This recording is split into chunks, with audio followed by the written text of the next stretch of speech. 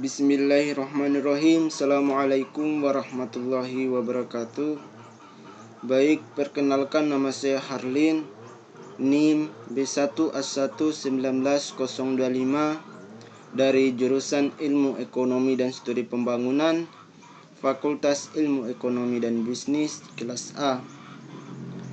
Alhamdulillah, puji syukur kita panjatkan kehadirat Allah Subhanahu wa Ta'ala atas limpahan rahmat dan karunia-Nya lah, sehingga pada kesempatan kali ini saya bisa membuat video presentase mata kuliah Ekonomi Mikro 2. Salawat serta salam tak lupa pula kita hanturkan kepada junjungan kita Nabi Allah, Nabi besar Muhammad sallallahu alaihi wasallam.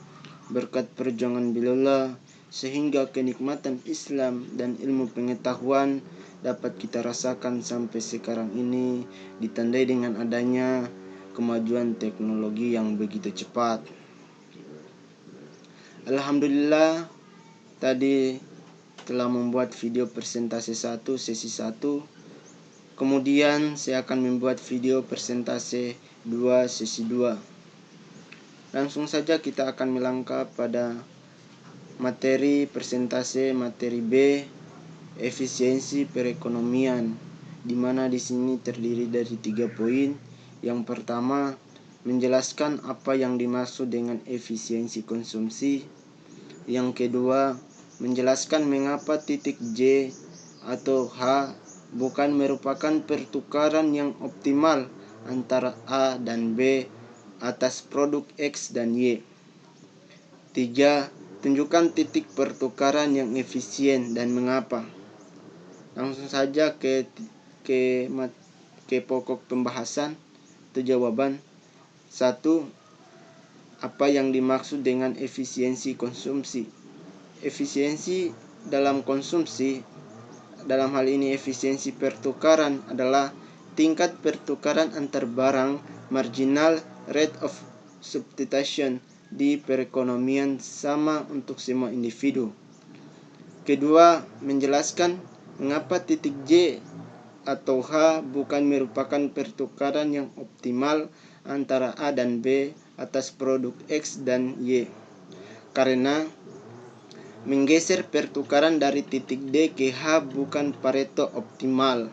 Karena baik A maupun B berada pada kesejahteraan yang tetap sama. Dalam hal ini, kurva indiferensi A1 dan B1 dan MRSA tidak sama dengan MRSB. 3. Tunjukkan titik pertukaran yang efisien dan mengapa. Adapun titik-titik yang efisien antara lain E, F, G, gambar di bawah, kurva kontrak atau kontrak kurva garis OA dan OB, menunjukkan pengelokasian barang yang efisien. Karena sepanjang kurva tersebut, seseorang tidak mungkin lebih diuntungkan tanpa mengakibatkan orang lain dirugikan.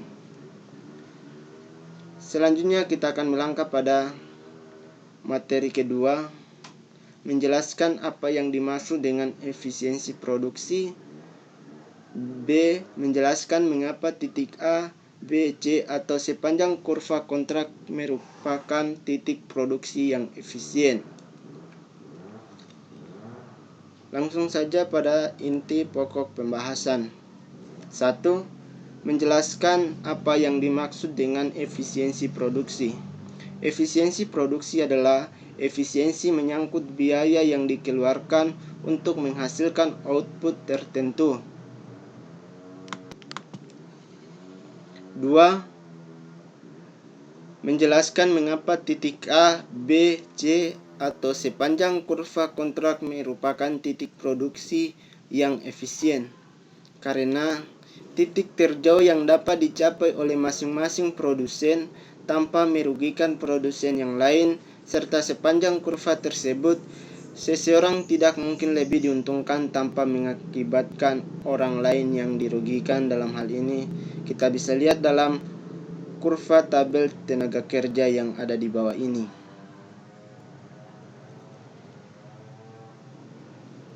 Selanjutnya kita akan melangkah pada materi ketiga. Jelaskan apa yang dimaksud dengan keseimbangan umum dan tunjukkan di mana titik keseimbangan umum. B. Jelaskan mengapa terjadi disequilibrium dalam perekonomian dan tunjukkan titik-titik disequilibrium tersebut. Langsung saja pada inti pokok pembahasan. 1.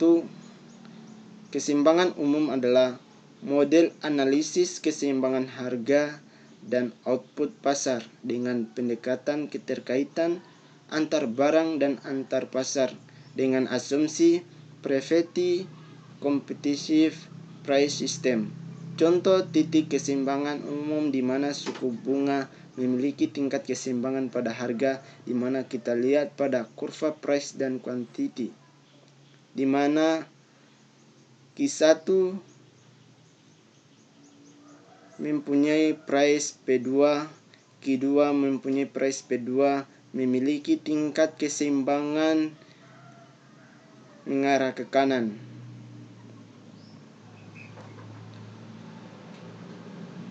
Selanjutnya kita akan melangkah pada poin kedua dalam ekonomi, yaitu menjelaskan mengapa terjadi disequilibrium dalam perekonomian dan tunjukkan titik-titik disequilibrium tersebut. Adapun dalam ekonomi, equilibrium adalah titik perpotongan antara kurva demand dan kurva supply sehingga menghasilkan harga dan jumlah equilibrium. Dalam hal ini seimbang, di mana faktor-faktor lain dianggap tetap, ceteris paribus. Kemudian pada titik A dan konsumsi pada titik B menunjukkan disequilibrium.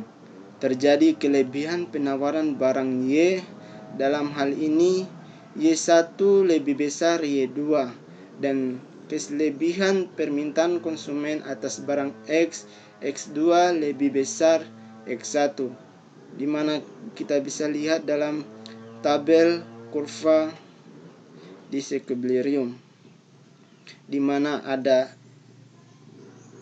titik perpotongan sumbu Y dan X, di mana ada titik disequilibrium titik A, B, C, di mana di sini terjadi kelebihan permintaan konsumen antara barang X, X2 dan X1. Kemudian titik keseimbangan dapat dilihat di C, X1 dan P2. Itulah materi persentase sesi 2. Mudah-mudahan dapat bermanfaat bagi kita semua. Lebih dan kurangnya mohon dimaafkan, karena manusia tidak akan luput dari namanya kesalahan. Billahi taufiq wal hidayah. Assalamualaikum warahmatullahi wabarakatuh. Terima kasih.